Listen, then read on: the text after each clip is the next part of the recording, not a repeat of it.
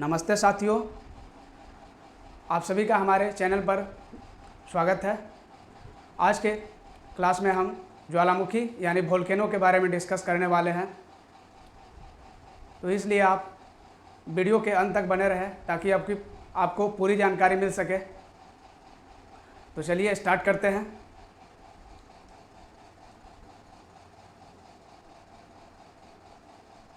ज्वालामुखी, सबसे पहले हम देखते हैं ज्वालामुखी की परिभाषा को जानते हैं कि ज्वालामुखी आखिर क्या होता है, ज्वालामुखी क्या है।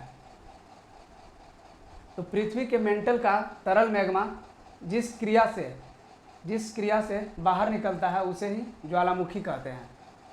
पृथ्वी के मेंटल का तरल मैग्मा जिस क्रिया से बाहर निकलता है, माने जिस क्रिया से वह जिस रूप से वह बाहर निकलता है उसे ही ज्वालामुखी कहते हैं।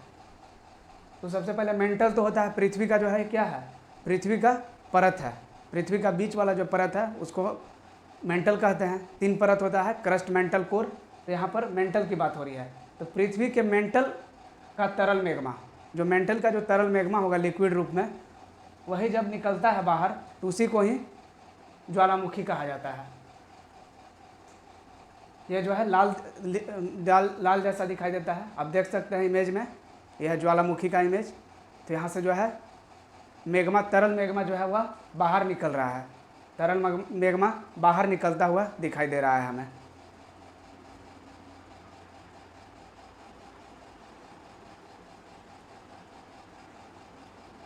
ये था ज्वालामुखी की परिभाषा।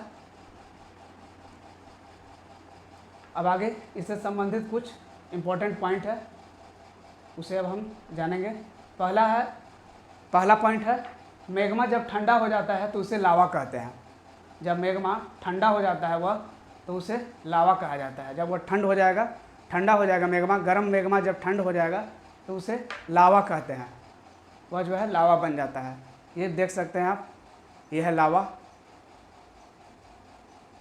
ये जो है सॉलिड स्टेट में हो जाता है लावा। अब दूसरा पॉइंट है, जब मैग्मा का जमा पानी में हो जाए तो उसे टफ कहते हैं। जब मैग्मा का जमा पानी में हो जाए तो उसे टफ कहते हैं। इंग्लिश में भी इसे टफ ही कहा जाता है। जब मैग्मा हो जाएगा जमा उसका, तो उसको टफ बोला जाता है।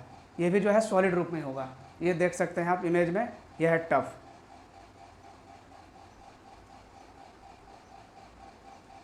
अब आगे एक पॉइंट है तो ज्वालामुखी को पृथ्वी का सुरक्षा वाल्व कहा जाता है। स्टार बना करके लिखा हुआ है हमने। तो ज्वालामुखी को पृथ्वी का जो है सुरक्षा वाल्व कहा जाता है, सेफ्टी वाल्व, जिसे इंग्लिश में सेफ्टी वाल्व कह सकते हैं। तो इस पृथ्वी का जो है पूरे अर्थ का वो सेफ्टी वाल्व की तरह काम करता है। जैसे कुकर में सेफ्टी वाल्व रहता है, वो जो है कुकर को सेफ रखता है, तो उसी तरह से पृथ्वी को जो है पृथ्वी का जो है सुरक्षा वाल्व कहा जाता है।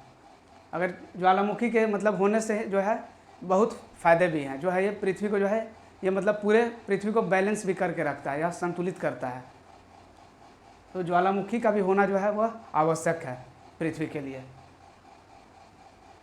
और इसी कारण इसे सुरक्षा बल्ब कहा जाता है, सुरक्षा वाल्व।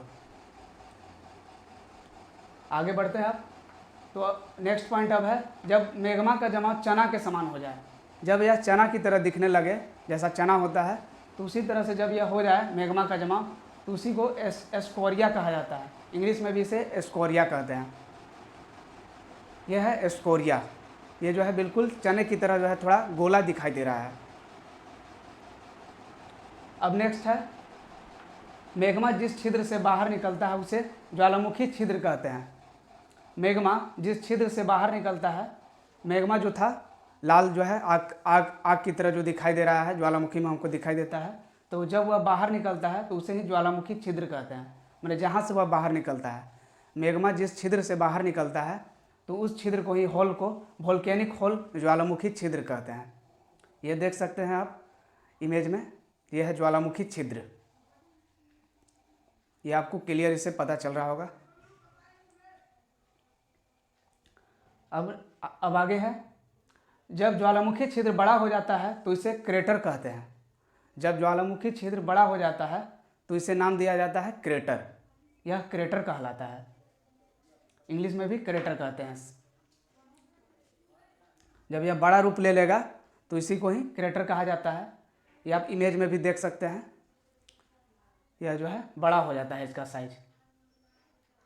जब ज्वालामुखी छिद्र बड़ा हो जाता है तो यही क्रेटर कहलाता है। अब आगे बढ़ते हैं। तो क्रेटर का नेक्स्ट पॉइंट है, क्रेटर का आकार जब बड़ा हो जाता है तो इसे काल्डेरा कहते हैं। और जब क्रेटर जब बड़ा हो जाता है तो उसी को काल्डेरा कहा जाता है। काल्डेरा, इसी को काल्डेरा कहा जाता है। जब यही बड़ा हो जाता है, जब क्रेटर बड़ा हो जाता है तो काल्डेरा कहा जाता है। ये आप इमेज से भी समझ सकते हैं। यह है इमेज।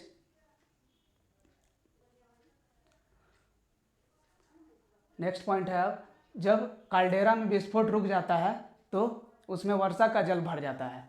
और जब काल्डेरा जिसको हमने जाना, जब वह उसमें विस्फोट रुक जाता है, उसमें कोई भी विस्फोट जो है एरप्शंस नहीं होता है, वोल्केनिक एरप्शंस उस काल्डेरा में, तो उसमें वर्षा का जो है पानी भर जाता है, तो उसी को काल्डेरा झील कहा जाता है। इंग्लिश में काल्डेरा लेक हम बोल सकते हैं। तो यही काल्डेरा जो है, इसे काल्डेरा झील कहा जाता है। यह है काल्डेरा झील, इसमें जो है पानी भरा हुआ है। ये था कुछ इंपॉर्टेंट पॉइंट। अब आगे देखते हैं। तो ज्वालामुखी के 3 प्रकार। अब आगे है ज्वालामुखी के 3 प्रकार, 3 टाइप्स ऑफ वोल्केनो। तो पहला है, 3 प्रकार में पहला होता है सक्रिय ज्वालामुखी, दूसरा होता है सुषुप्त ज्वालामुखी और तीसरा होता है मृत ज्वालामुखी। तब इसके बारे में हम बारी बारी से जानते हैं। तो पहला सक्रिय ज्वालामुखी, जैसे हम एक्टिव वोल्केनो कहते हैं, इंग्लिश में एक्टिव वोल्केनो कहा जाता है। तो इसमें हमेशा विस्फोट होते रहते हैं। इसकी परिभाषा है, इसमें हमेशा विस्फोट होते रहते हैं और सबसे घातक होता है, सबसे यह डेंजरस होता है, लेथल, जिसको हम लोग लेथल भी बोलते हैं, लेथल या फैटल भी बोला जाता है। तो यह सबसे ज़्यादा डेंजरस होता है और जो है इसमें हमेशा विस्फोट होते रहता है। सक्रिय ज्वालामुखी में हमेशा विस्फोट होते रहता है। ये आप इमेज में भी देख सकते हैं। यह है एक्टिव वोल्केनो का इमेज है।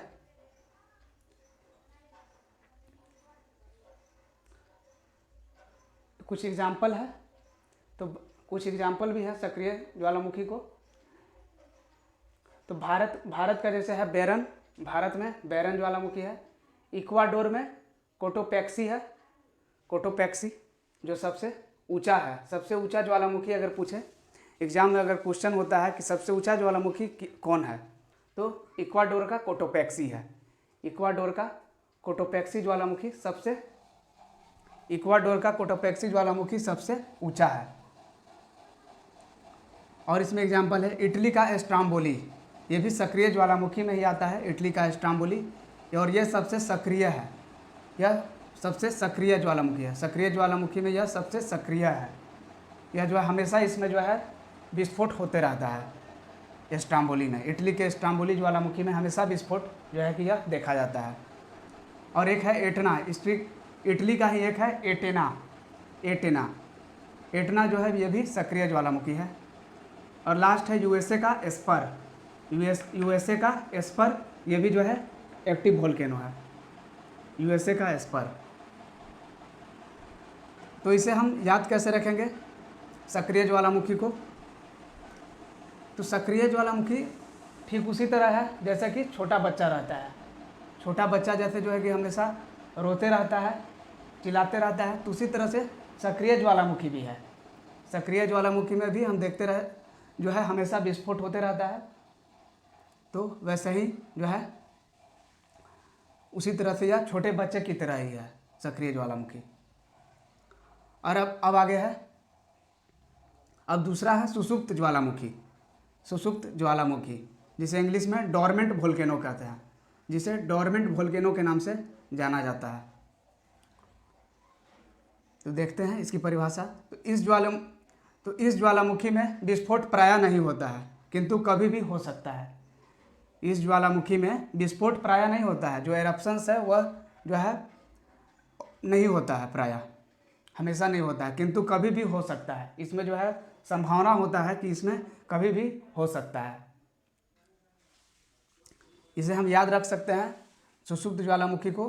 तो ठीक ही उसी तरह से है जैसे जो है मिडिल एज के लोग जैसे रहते हैं, मिडिल एज जो एडल्ट लोग रहते हैं वो जो है गुस्सा नहीं होते हैं, वो जो है प्रायः गुस्सा नहीं होते हैं, किंतु कभी जो है वह किसी बात पर हो जाते हैं गुस्सा। तो सुषुप्त ज्वालामुखी भी वैसा ही है, वैसा ही होता है यह भी, सुषुप्त ज्वालामुखी भी। आई होप आपको समझ में आ रहा होगा। अब एग्जाम्पल है इटली, इसमें कुछ मुख्य एग्जाम्पल है जिससे एग्जाम में भी क्वेश्चन बनते हैं।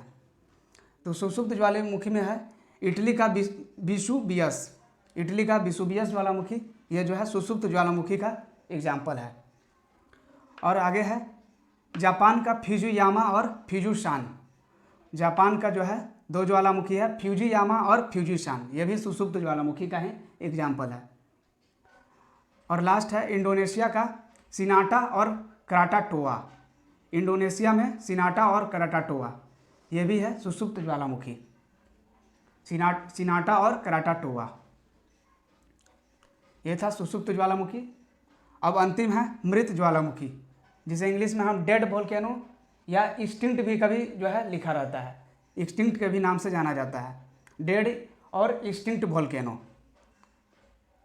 मैंने मरा हुआ। यह जो है मृत मतलब नाम ही है, नाम से भी जो है यह क्लियर हो रहा है यहाँ कि वैसा ज्वालामुखी जो मरा हुआ है, यानी कि कहने का मतलब जिसमें विस्फोट नहीं होता है। तो यही लिखा हुआ है, इसमें कोई भी विस्फोट नहीं होता है, इसमें कोई भी विस्फोट नहीं होता है। तो इसे भी हम याद रख सकते हैं। तो मृत ज्वालामुखी ठीक उसी तरह से है जैसे जो है बूढ़े लोग रहते हैं, जो कभी जो है एकदम शांत रहते हैं, कभी गुस्सा नहीं करते हैं, तो इसी तरह से मृत ज्वालामुखी होता है। इसके कुछ एग्जाम्पल हैं। पहला है भारत का नारकोंडम, भारत का नारकोंडम ज्वालामुखी, यह जो है अंडमान में है, अंडमान निकोबार आइलैंड जो केंद्र शासित प्रदेश है अंडमान निकोबार। तो यहीं पर जो है यहीं पर नारकोंडम ज्वालामुखी है, भारत में नारकोंडम ज्वालामुखी, ये इम्पोर्टेंट भी है। और आगे है दूसरा है म्यांमार का पोपा, म्यांमार का पोपा, यह भी मृत ज्वालामुखी का ही एग्जाम्पल है, म्यांमार का पोपा। ये थे 3 प्रकार ज्वालामुखी के। आई होप आपको कुछ सीखने को मिला होगा। तो अगर अच्छा लगा है तो इसे आप अपने दोस्तों के साथ भी शेयर करें।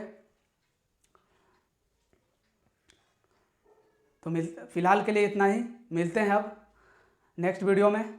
तब तक के लिए take care, love you all, जय हिंद, जय भारत।